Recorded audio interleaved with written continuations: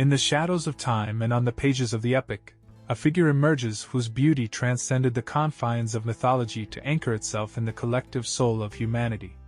Today, we unravel the threads of fate to reveal the story not of a mere mortal, but of an icon that ignited the flame of the most legendary war of antiquity. We dive into the enigma of Helen of Troy, the face that launched 1,000 ships. But who was Helen of Troy really?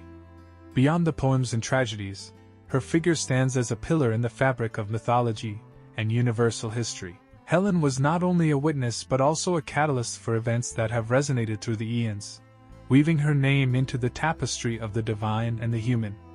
Divine and mortal origins. Helen is the daughter of Zeus, who took the form of a swan to seduce Leda, the queen of Sparta. Leda gave birth to 2 eggs, from one, Helen and Pollux were born, and from the other, Clytemnestra and Castor. This duality of origin, divine and mortal, marks Helen with an extraordinary and tragic destiny.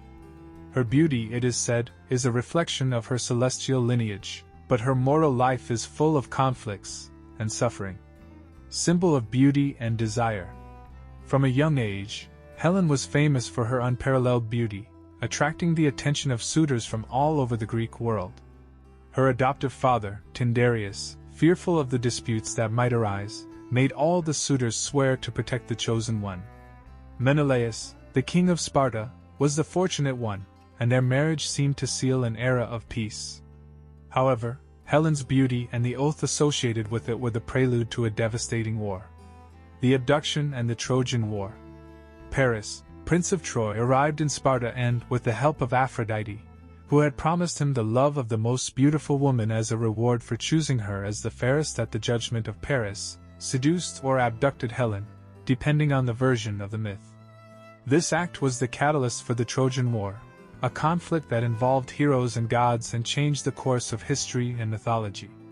During the war, Helen lived in Troy, often portrayed as a tragic and lonely figure, despised by the Trojans and longing for her home in Sparta. Her role in the war is ambiguous. Some versions show her as a reluctant prisoner, while others suggest that she accepted her fate in Troy.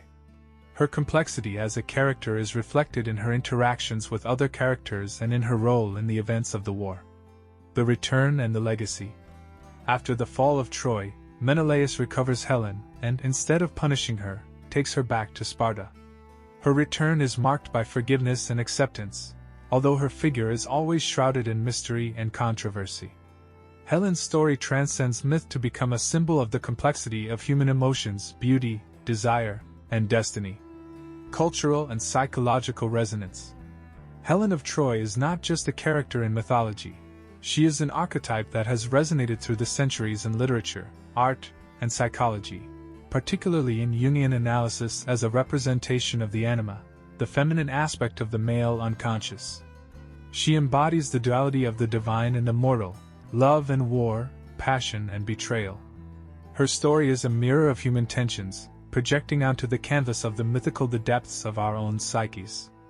The mythology of Helen of Troy is a fabric of beauty, power, conflict, and redemption, a narrative that has shaped and been shaped by culture over time. In it, we find not only the echo of ancient Greece but also a reflection of our own stories and internal conflicts.